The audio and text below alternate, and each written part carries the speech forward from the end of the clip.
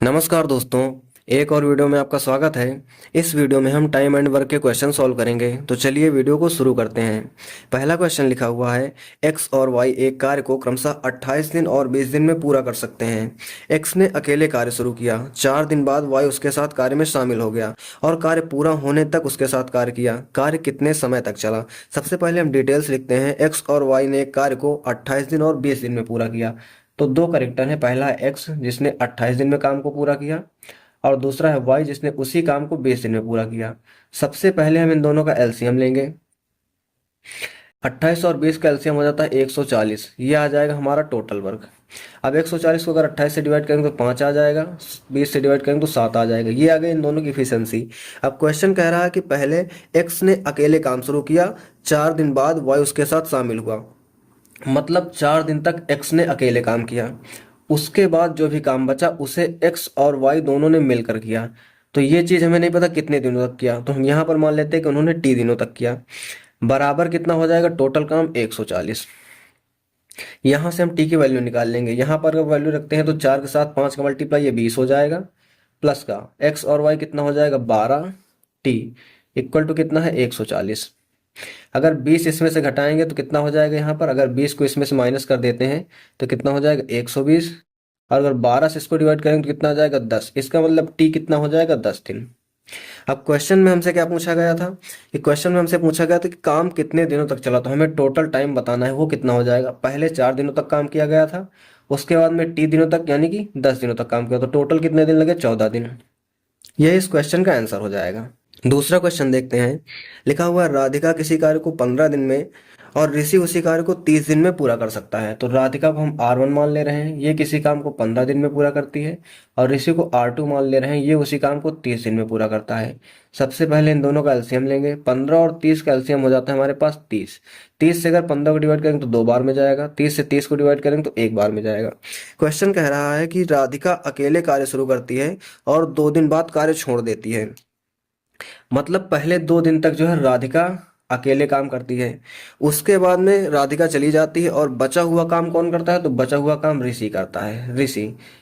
और हमें यही बताना है ऋषि कितने टाइम तक काम करता है, तो हम मान लेते हैं ऋषि टी टाइम तक काम करता है। तो 2 दिनों तक राधिका करती है, बचा हुआ काम जो है ऋषि टी दिनों तक में करता है। तो टोटल कितना काम कंप्लीट हो जाता है हमारा? 30। यहाँ से हम टी की वैल्यू निकाल लेंगे। 2R1 2 दूनी कितना हो जाएगी? 4, और प्लस R2 की वैल्यू कितनी है? 1, तो हो जाएगा टी इक्वल टू कितना है? 30। अब यहाँ से हम टी की वैल्यू निकालेंगे तो कितना आ जाएगा हमारे पास? 26 दिन। ये हमारे क्वेश्चन का आंसर हो जाएगा। ये मेथड नंबर 1। इसका एक और तरीका है लगाने का, वो आप देखिए। शार्ट में आप इसे और कैसे कर सकते हो। क्वेश्चन दे रखा है कि 2 दिन तक राधिका कार्य करके छोड़ देती है, तो हम इसमें से राधिका का काम घटा देंगे। राधिका 2 दिनों में कितना कर लेगी? तो राधिका 2 दिनों में 4 यूनिट काम कर लेगी। 2 दूनी 4 यूनिट, तो 4 अगर इसमें से माइनस करेंगे तो बचेगा कितना काम? 26। और ये 26 यूनिट कौन करेगा? तो ये 26 यूनिट करेगा कौन? ऋषि। तो ऋषि की कार्य क्षमता कितनी है? 1। तो हमारा टाइम कितना आ जाएगा? 26/1 यानी कि 26 दिन। तो आप इस क्वेश्चन को ऐसे भी सॉल्व कर सकते हो कि जिसने काम कर दिया है उसके काम को हम माइनस कर देंगे, और बचा हुआ काम दूसरा व्यक्ति कर रहा है तो उसके लिए हम टाइम निकाल लेंगे। ये ऐसे भी इसका आंसर आ जाएगा। तीसरा क्वेश्चन देखते हैं। लिखा हुआ है, ए अकेले किसी काम को 20 दिन में, बी अकेले उसी काम को 15 दिन में और सी अकेले उसी काम को 18 दिन में पूरा कर सकते हैं।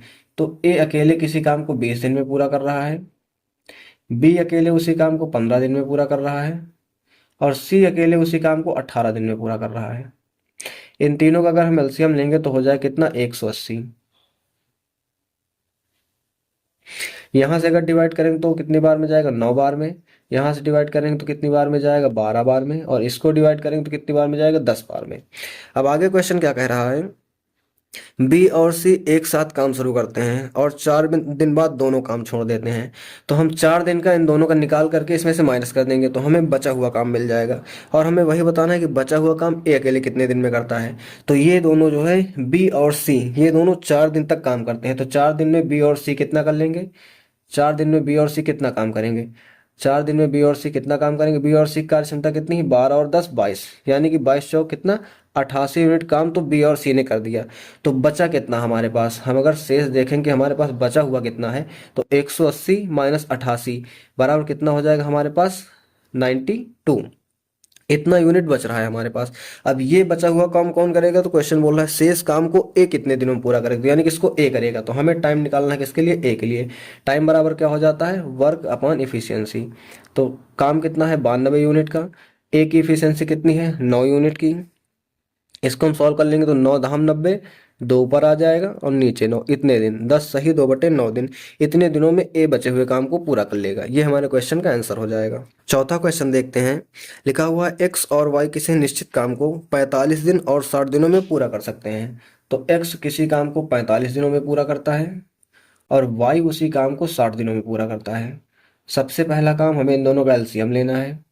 45 और 60 का एलसीएम कितना हो जाएगा 180। 45 से काटेंगे तो 4 बार में जाएगा और 60 से काटेंगे तो ये 3 बार में जाएगा।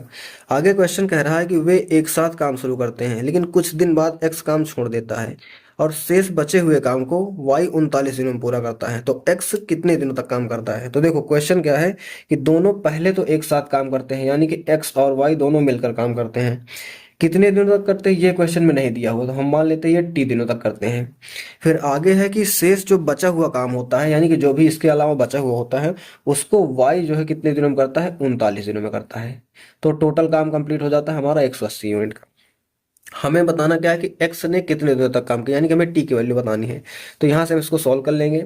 तो टी एक्स प्लस वाई कितना है 4 3 7 है, और प्लस ये कितना है 39 इंटू वाई की वैल्यू कितनी है 3, बराबर कितना हो जाएगा 180। इसको मल्टीप्लाई करेंगे तो कितना हो जाएगा 3 9 27, हासिल कितना 2, 3 त्रिका 9 तो 11, 117। इसको अगर इधर हम माइनस कर देंगे 180 में से तो 63। और ये काम कौन करेगा 70। तो यहाँ से हम टी की वैल्यू निकालेंगे कितना आ जाएगा 9 दिन।